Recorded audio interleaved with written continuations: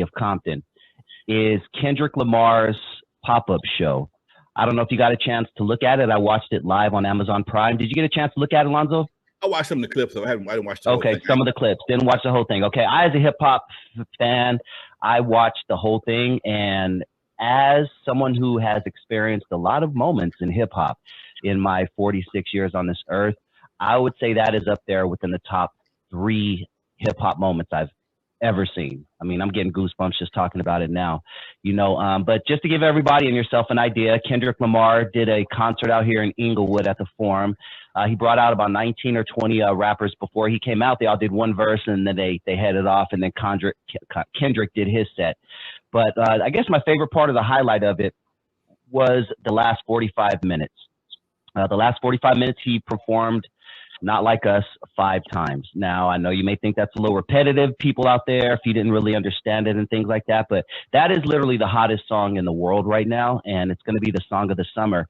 And every time he started it over, the crowd sang it along like it was the first time they had ever heard it. So it was so awesome. And lastly, Lonzo, before I get your opinion on this, at the end, he brought out a bunch of Bloods, he brought out a bunch of Crips, he brought out Hoovers, he brought out people from different sets, and they took a picture. And then he sang it for the last time, Not Like Us, with everybody on stage.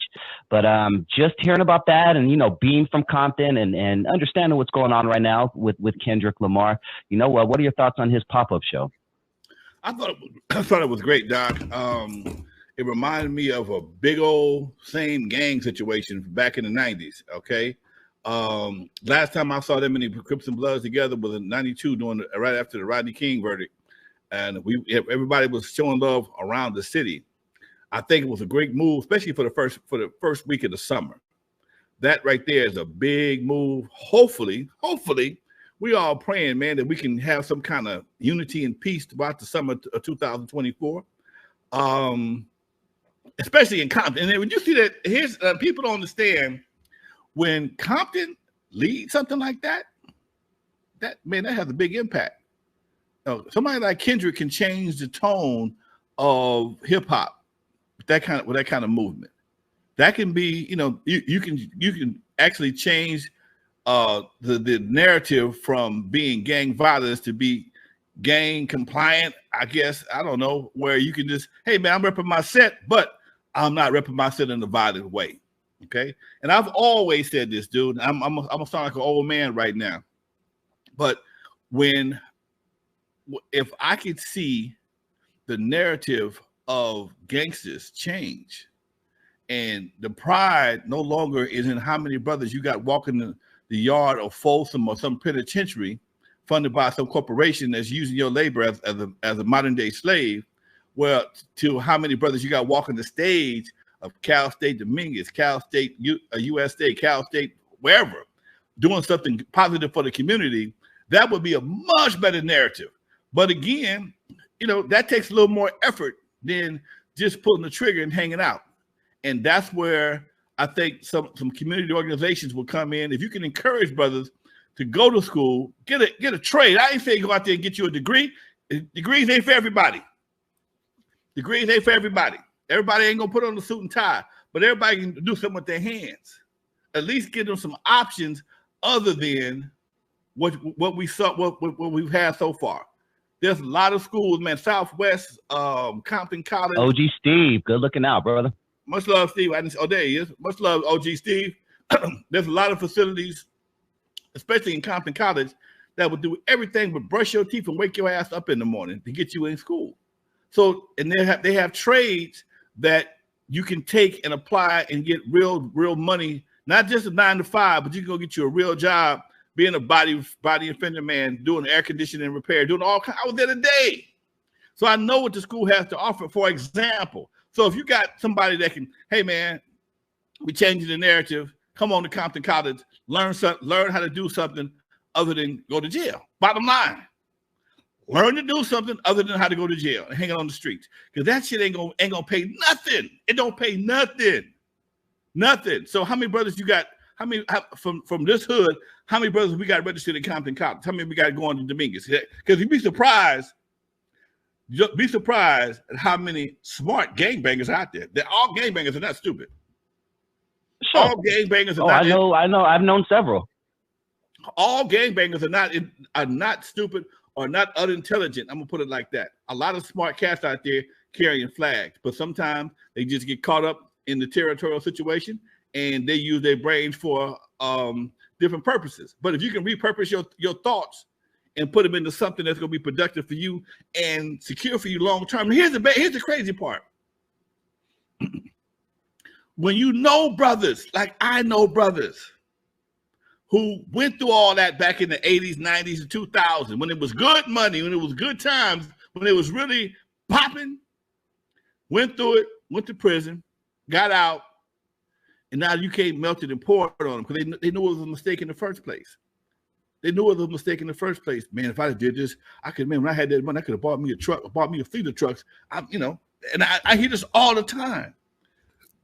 Man, if I'd have been thinking, if I knew about this trucking thing, man, I could have got rich. I had one of my partners, man, his family ran the weed in my neighborhood forever. I mean, this whole crew ran the weed market in our neighborhood forever. Made big money. Everybody had a little issue at some point in time. Sat down, got a state paid vacation, came out, different mindset, and balling in the trucking industry now. And I'm proud of these brothers, man, because they did it a different route. But again, like I asked him, would you do it again? He said, no, man, I can't do it. I wouldn't do it again. I wouldn't recommend you do it again because it's too easy to do it the other way. It's too easy to do it the other way. But you think you're gonna miss something because you have a camaraderie of brothers that came, but two of y'all hop in the truck at one time. So two of y'all, if you're smart, you take your girl with you. Get her CDL, get her license, and y'all can drive with a tag team, a tag team. Okay, so there's so many options out there, man. That's just one. I mean, reason why I said trucking because I know trucking don't care about your record. No, you can drive. They don't care about your police record. But I know so many brothers that have went through that situation. Like most of the guys in my neighborhood, all of them drive trucks or own trucks right now. But again, they could have bought trucks and had 2 or 3 trucks and retired by now, as opposed to still driving if they'd learned the game earlier. That's all I'm saying. Facts, man. Facts. Kicking some game, Lonzo. Going back to the Kendrick situation. Just a couple of days ago, he recorded his Not Like Us video in the city of Compton. And once again, from all accounts, all the video I've seen, it was a very peaceful event. It was very reminiscent of the Eazy Street situation back in November that you put together.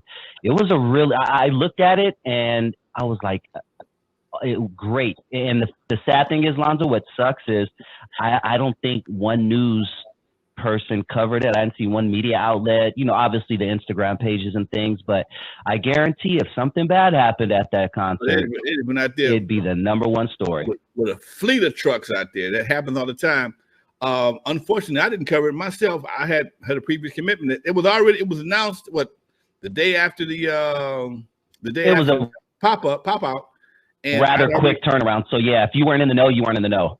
Right. And I was already committed, and I got one of my cameramen to go by there and take some pictures.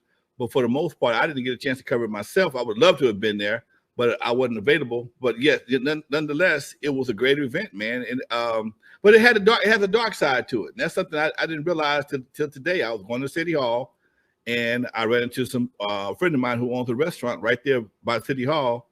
And because it was such a short notice, the notifications that should have went out to a lot of the store owners never went out.